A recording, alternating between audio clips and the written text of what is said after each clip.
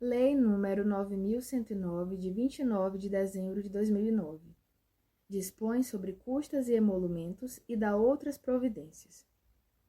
A governadora do Estado do Maranhão faz saber a todos os seus habitantes que a Assembleia Legislativa do Estado decretou e eu sanciono a seguinte lei. Capítulo 1. Das disposições gerais. Artigo 1º. As custas devidas ao Estado pelo processamento dos feitos são fixadas segundo a natureza do processo e a espécie do recurso, e os emolumentos de acordo com o ato praticado, sendo ambos contados e cobrados conforme as tabelas anexas que fazem parte integrante desta lei. Artigo 2º. Consideram-se custas: 1. A taxa judiciária. 2. Os valores e percentuais previstos nas tabelas de 1 a 12 em anexo. 3. As despesas relativas a serviços de comunicação. 4. As despesas decorrentes de impressos, de reproduções reprográficas e de publicações em órgão de divulgação. 5. As despesas de guarda e conservação de bens penhorados, arrestados, sequestrados ou apreendidos judicialmente a qualquer título. 6. As multas impostas nos termos das leis processuais às partes, aos servidores do Poder Judiciário e aos serventuários extrajudiciais. 7. Outras despesas judiciais. Parágrafo único.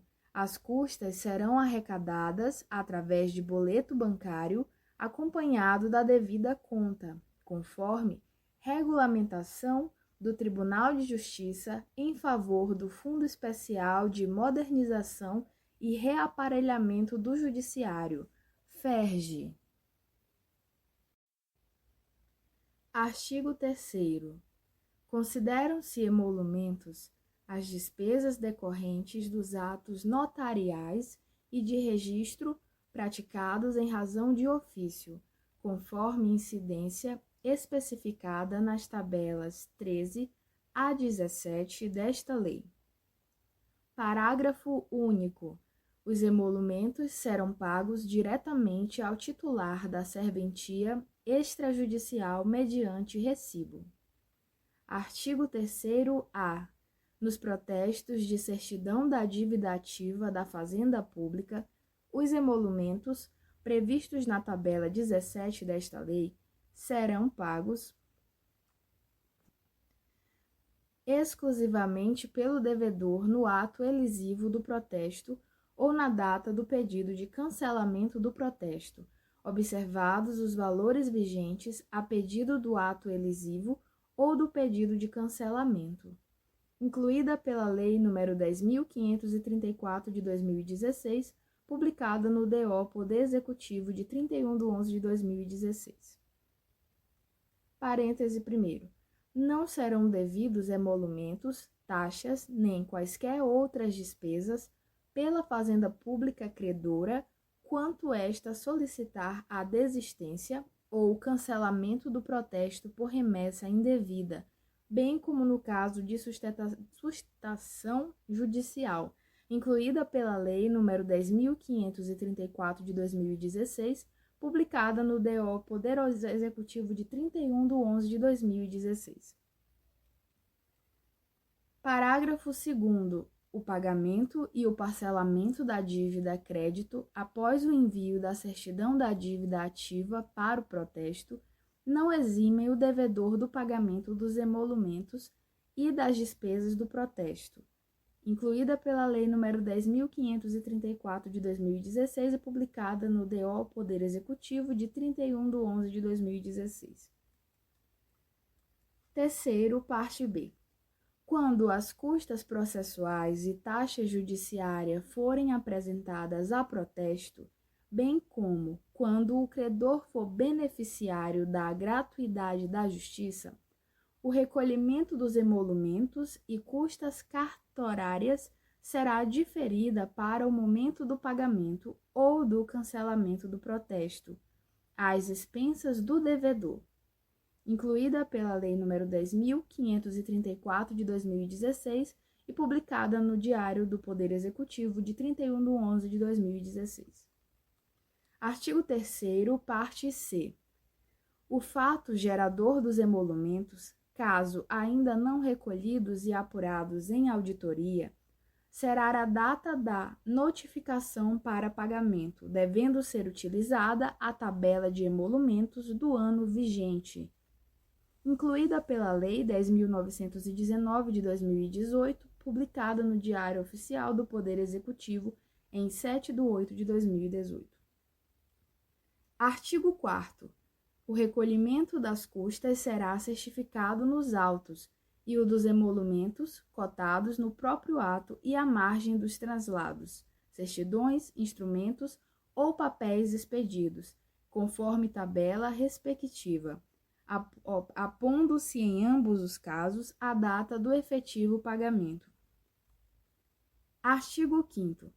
Caberá às partes prover as despesas dos atos que realizam ou requeiram no processo, observado o disposto nas leis processuais e nesta lei. Artigo 6º. Na cobrança de custas é vedada a contagem progressiva. Artigo 7º. As despesas dos atos adiados ou repetidos ficarão a cargo da parte de servidor do Poder Judiciário, do representante do Ministério Público ou do magistrado que, sem justo motivo, houver dado causa ao adiamento ou à repetição. Artigo 8º. É vedado a cobrança de emolumentos em decorrência da prática de ato retificado, refeito ou renovado em razão de erro imputável aos respectivos notários e registradores. Artigo 9º. Verificando-se em decisão transitada em julgado a imprestabilidade de laudo pericial, por erro grosseiro ou má-fé, perderão o perito e o assistente técnico o direito ao valor remuneratício, devendo restituí-lo devidamente corrigido, se já recebido. Parágrafo único. Considera-se-á erro grosseiro nas avaliações estimativas e arbitramentos a diferença superior a 30% entre o valor adotado na decisão e a conclusão de qualquer perito ou assistente. Artigo 10. Para o cálculo de emolumentos por atos praticados por notários e registradores que envolvam documentos cujo valor esteja expresso em moeda estrangeira, converter-se-á o total em moeda corrente nacional, obedecido o câmbio de compra do dia da prática do ato. Artigo 11.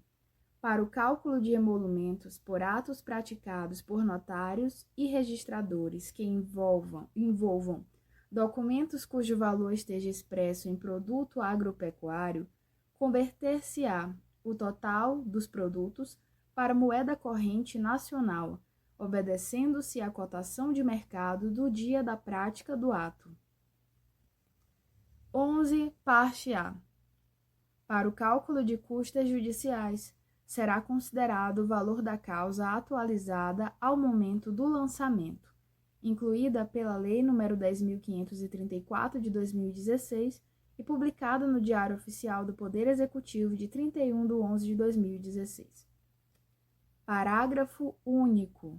Poderá o magistrado de ofício alterar o valor da causa ou a parte solicitar com o devido instrumento em conformidade com o Código de Processo Civil, incluída pela Lei nº 10.534 de 2016 e publicada no Diário Oficial do Poder Executivo de 31 de 11 de 2016. Capítulo 2. Das isenções e das reduções. Artigo 12. São isentos de pagamento de custas, em primeiro lugar, a União, os Estados, os municípios, os territórios e o Distrito Federal, suas autarquias e as suas fundações que não explorem atividade econômica. Segundo, o réu pobre nos feitos criminais. Terceiro, o beneficiário da assistência judiciária. Quarto, o Ministério Público. Quinto, a Defensoria Pública. Sexto, os processos de habeas corpus e habeas data. Sétimo, nas ações de alimentos e de acidente de trabalho, o alimentando o acidentado e seus beneficiários quando vencidos. Oitavo, as cartas precatórias criminais. Nono, o simples encaminhamento de documentos de um juízo para outro. Décimo, os autores na ação popular, na ação civil pública e na ação coletiva de que trata o Código de Defesa do Consumidor, ressalvada a hipótese de litigância de má-fé. 11º, os processos de competência da Justiça da Infância e Juventude. 12º, as vítimas nos processos de competência da Justiça Especial da Lei nº 11.340, de 7 de agosto de 2006. Parágrafo 1º, parte A. A isenção prevista nesse artigo não alcança as entidades fiscalizadoras do exercício profissional, nem exime as pessoas jurídicas referidas no inciso 1º da obrigação de reembolsar as despesas judiciais feitas pela parte vencedora. Parágrafo 2º. Se houver recurso unicamente de parte das pessoas jurídicas referidas no inciso 1º, o pagamento das custas será efetuado ao final pelo vencido, salvo se esse também for isento. Parágrafo 3º. Deverá ser fixado selo judicial oneroso nos alvarás expedidos em favor de advogado, mesmo que esteja representando parte beneficiária da justiça gratuita, incluída pela Lei nº 10.534 de 2016, publicada no Diário Oficial do Poder Executivo de 31 de 11 de 2016. Artigo 13. São isentos do pagamento de emolumentos. 1. Os atos praticados em cumprimento do mandado judicial expedido em favor da parte beneficiária de assistência judiciária, e sempre que assim for expressamente determinado pelo juiz. 2. Os atos relativos à criança e ao adolescente em situação irregular. 3. O registro de nascimento ou de óbito, incluída a primeira certidão para todas as pessoas e as demais certidões para as pessoas reconhecidamente pobres na forma da lei. 4. O processo de habilitação de casamento para pessoas reconhecidamente pobres na forma da lei, e, se celebrado, o registro e a respectiva certidão. 5. As certidões do registro de nascimento ou do registro de casamento quando destinadas ao alistamento eleitoral. 6. Os registros de títulos de domínio de imóveis rurais em processo de desapropriação para fins de reforma agrária, conforme disposto no artigo 26, parte A, da Lei 8.629, de 25 de fevereiro de 1993. 7. A expedição de documentos requisitados por autoridade judicial para instruir inquéritos ou processos criminais, ou ainda processos cíveis, se a parte for beneficiária de assistência judiciária. 8. A certidão do registro de nascimento ou casamento das mulheres vítimas de violência doméstica, bem como a certidão do registro de nascimento de seus filhos menores de 18 anos. 9. Os atos de registro de atas, alterações de estatutos e expedições de certidões para as entidades e instituições sem fins lucrativos, com sede no estado do Maranhão, inclusive as associações de pequenos agricultores. 10.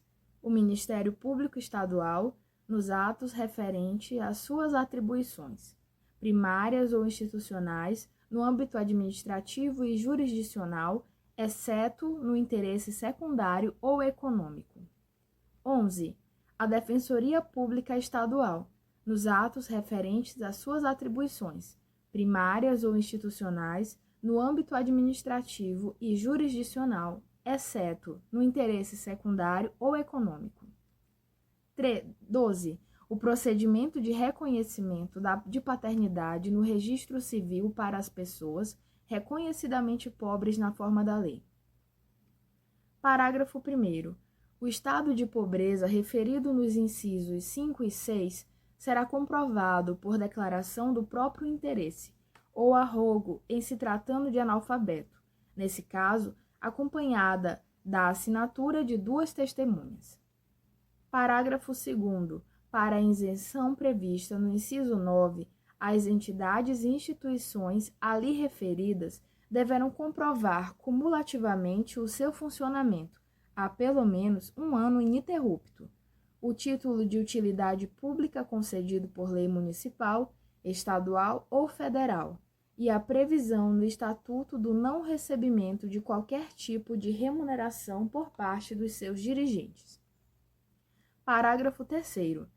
É proibida a inserção nas certidões expedidas, em razão do estado de pobreza ou de assistência judiciária, qualquer indicativo dessas situações. Artigo 13-A. Será suspenso o pagamento dos emolumentos do beneficiário da justiça gratuita em conformidade com o parágrafo 1º, 9 e parágrafo 3º do artigo 98 do Código de Processo Civil.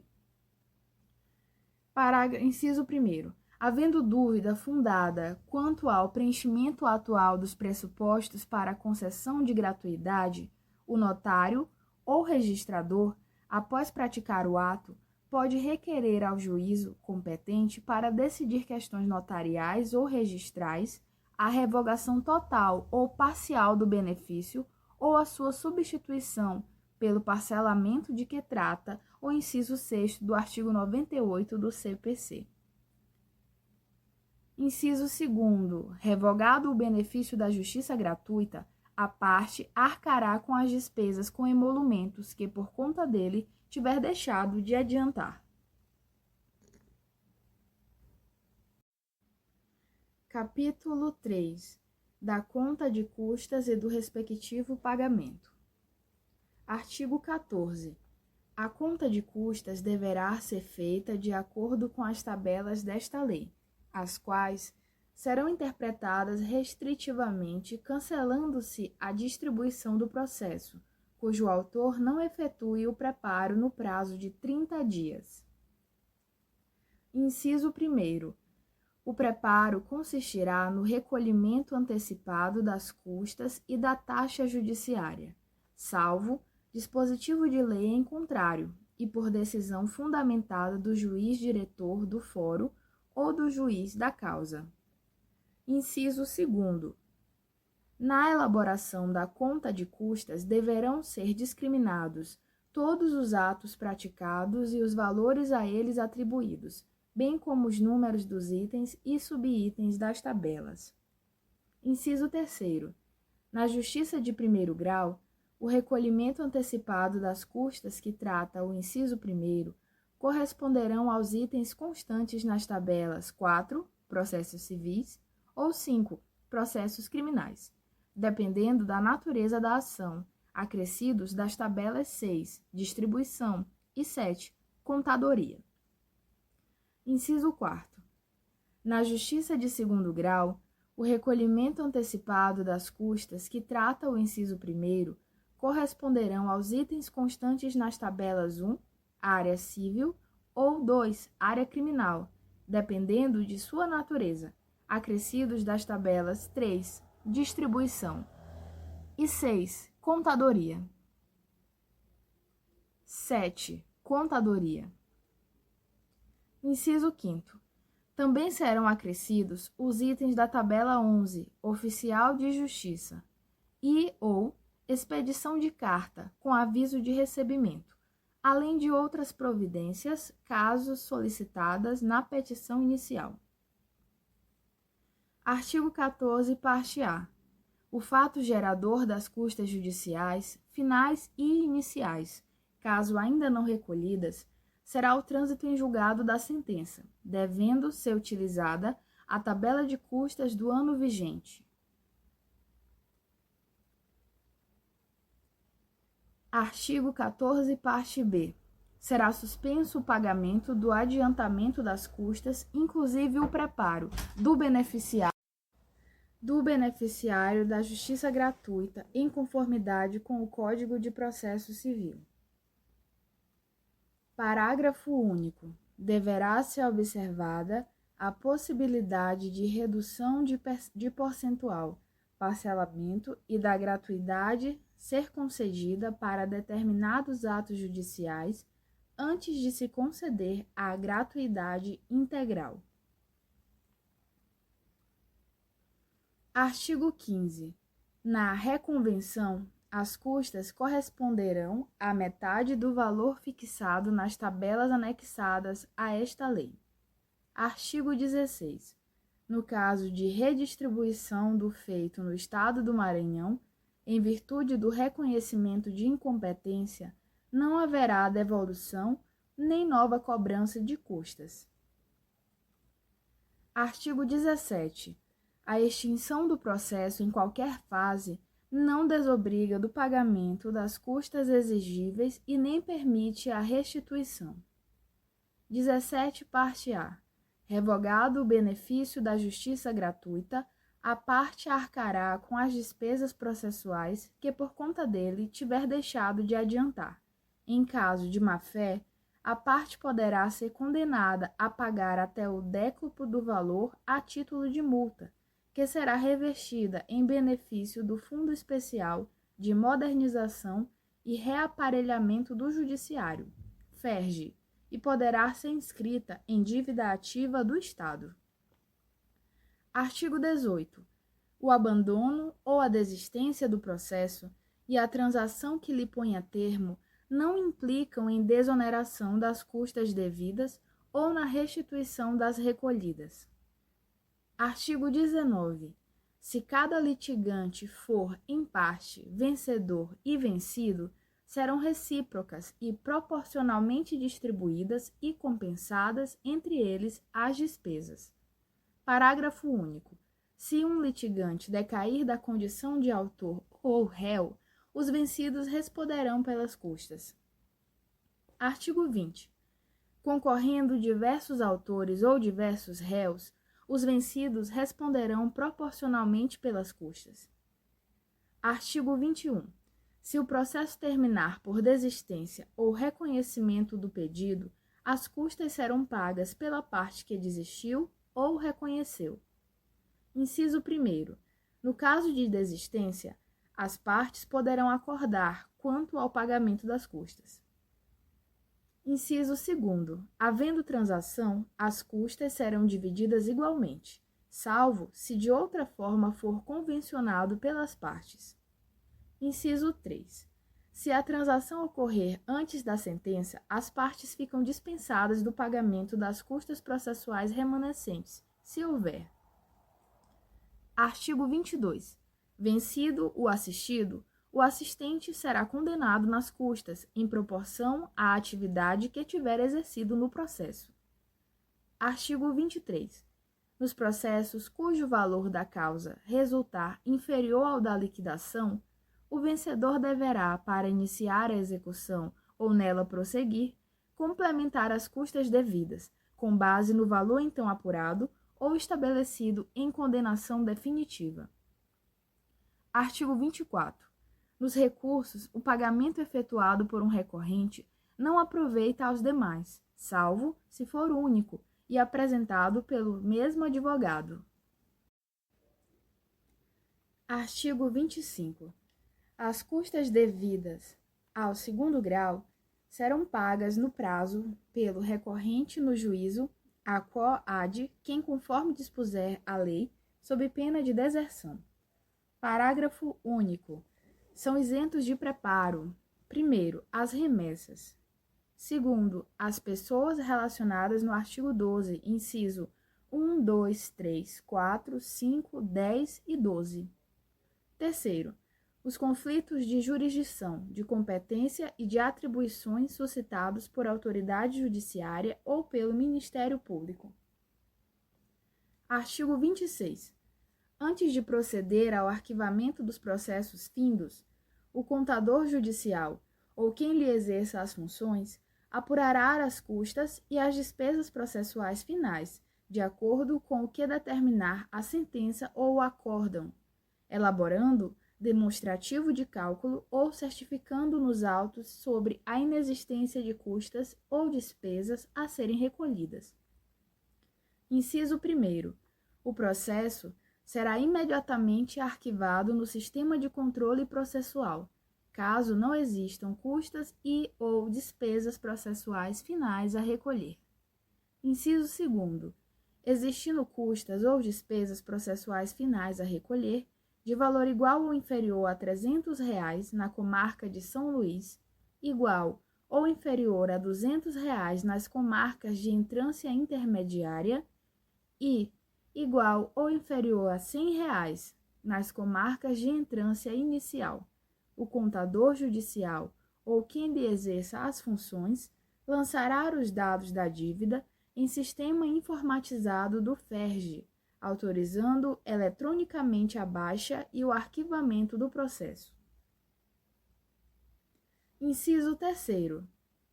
Apurados valores superiores de custas ou despesas processuais finais aos mencionados no parágrafo anterior, o secretário judicial providenciará a notificação do devedor por carta para pagamento do débito no prazo de 30 dias, sob pena de inscrição do valor em dívida ativa.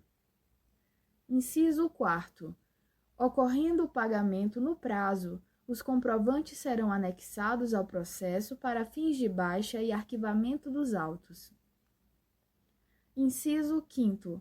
Inexistindo o pagamento, seja pela não localização do devedor, seja pelo transcurso de prazo de 30 dias, o contador ou quem lhe exerça as funções expedirá a certidão de débito, preferencialmente por meio eletrônico, encaminhando-a ao FERJ e providenciando o ato contínuo, a baixa e o arquivamento do processo judicial. Inciso 6º. A certidão de débito conterá 1. A identificação do processo. 2. O nome, contato telefônico e endereço do devedor. 3. O nome, contato telefônico e endereço do advogado do devedor. 4. O cálculo de custas ou despesas processuais. 5. O CPF ou CNPJ do devedor. 6º. A data do cálculo. 7º. A data da intimação do devedor para pagamento das custas ou as razões da impossibilidade de fazê-lo. Inciso 7º. Com base na certidão de débito, o FERJ providenciará a cobrança administrativa, diligenciando no sentido de receber o valor das custas ou despesas processuais finais. Inciso 8º. Inexitosa a cobrança administrativa, o FERJ encaminhará a certidão de débito com todos os requisitos exigidos pela legislação tributária à Secretaria de Estado da Fazenda para a devida inscrição na dívida ativa do Estado. Inciso 9º. Efetuado o pagamento da dívida após a providência descrita no parágrafo anterior, a Secretaria da Fazenda e a Procuradoria-Geral do Estado serão comunicadas para fins de baixa da inscrição em dívida ativa ou extinção da ação de execução fiscal. Inciso 10. Os débitos prescritos e aqueles cujos efeitos já tenham operado a decadência do direito de cobrança das custas e despesas processuais finais não deverão ser encaminhados ao FERJ ou inscritos em dívida ativa, mas providenciada a baixa dos autos e seu devido arquivamento. Capítulo 4. Da fiscalização e das penalidades. Artigo 27. A fiscalização referente à cobrança das custas, dos emolumentos e das despesas judicionais de que tratam a presente lei será feita pelo Corregedor-Geral da Justiça, pelos juízes corregedores, pelos juízes de direito, de ofício ou a requerimento do Ministério Público ou dos interessados, sem prejuízo da fiscalização realizada pelo Fundo Especial de Modernização e Reaparelhamento do Judiciário, FERJ. Inciso 1º. A fiscalização a que se refere o caput deste artigo será realizada in loco ou através de meio eletrônico. Inciso 2º. Verificando-se irregularidades na cobrança dos emolumentos, bem como o não reconhecimento da taxa de fiscalização ao FERJ, o notário será notificado para, no prazo de 15 dias, saná-las as pendências ou apresentar defesa escrita. Inciso 3º. Não sanadas as irregularidades apontadas no parágrafo anterior, instaurar-se-á processo administrativo disciplinar. Inciso 4º. Apresentada a defesa e não acolhidos os argumentos nela esponsados, conceder-se-á ao notário o prazo de 5 dias para sanar as irregularidades, sob pena de instauração de procedimento administrativo disciplinar. Inciso 5º. A responsabilidade a que se refere o parágrafo anterior é única e exclusiva do notário ou do registrador, titular ou interino que deu fé pública ao ato da serventia. Artigo 28. As custas pagas indevidamente ou a maior serão restituídas através de processo administrativo, que tramitará perante a diretoria do Fundo Especial de Modernização e Reaparelhamento do Judiciário, FERJ, ficando o servidor ou serventuário responsável passível de pena disciplinar. Parágrafo único. A devolução de recolhimento indevido ou a maior de percentual de emolumentos devido ao Fundo de Reaparelhamento do Judiciário será requerida pelo serventuário extrajudicial à diretoria do FERJ. Artigo 29. Os servidores do Poder Judiciário, os notários e os registradores que receberem ou cobrarem custas ou emolumentos excessivos ou indevidos serão punidos na forma de lei e obrigados à devolução em dobro do valor cobrado indevida ou excessivamente. Capítulo 5º. Das reclamações e dos recursos. Artigo 30. A reclamação contra a cobrança de custas e despesas judiciais indevidas será feita pelo interessado junto ao juiz do feito. Artigo 31. A reclamação relativa a emolumentos será dirigida ao juiz diretor do fórum ou ao juiz dos registros públicos. Artigo 32. Recebida a reclamação, o servidor, o notário ou o registrador será ouvido no prazo improrrogável de 10 dias e a decisão será proferida no mesmo prazo. Inciso 1º. Julgada procedente a reclamação, o juiz determinará a abertura do devido processo administrativo disciplinar, conforme estabelecido no Código de Divisão e Organização Judiciárias do Estado do Maranhão. Inciso 2º. Caso a pena a ser aplicada não for de sua competência, o juiz encaminhará os autos ao Corregedor-Geral da Justiça. Inciso 3º. Se a reclamação não for decidida no prazo estabelecido, a parte poderá reclamar diretamente ao Corregedor-Geral da Justiça. Artigo 33. Provado que o servidor, o notário ou o registrador não agiu de má-fé, o juiz encaminhará as peças ao Fundo Especial de Modernização e Reaparelhamento do Judiciário, FERJ, para a tramitação do processo administrativo de restituição, no caso de custas judiciais, ou ordenará a restituição dos emolumentos, em se tratando de notário ou registrador, sem impor outra punição. Artigo 34.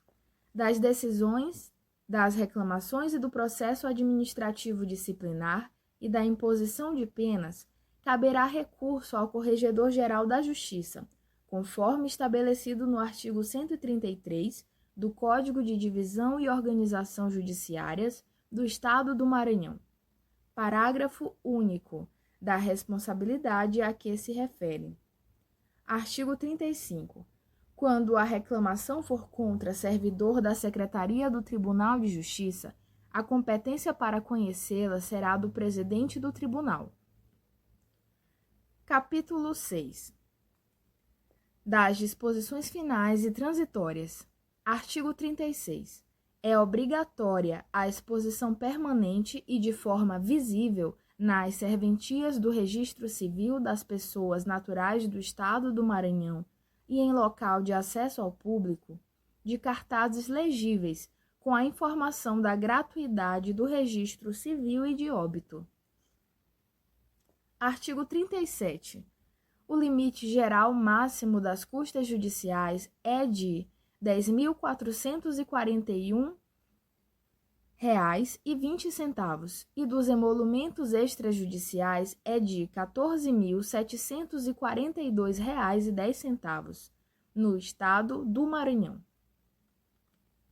Artigo 38. Os valores das taxas de referência das custas e dos emolumentos constantes das tabelas anexas a esta lei e o seu limite geral, assim como os limites estabelecidos no inciso 2 do artigo 26 desta mesma lei, poderão ser reajustados, uma vez por ano, através de resolução do Tribunal de Justiça, com base na variação do Índice Nacional de Preços ao Consumidor, INPC, medido pelo Instituto Brasileiro de Geografia e Estatística, IBGE, ou por outro indexador oficial que venha a substituí-lo. Parágrafo único. O reajuste poderá ocorrer até o dia 31 de dezembro de cada ano, com vigência no ano seguinte. Artigo 39.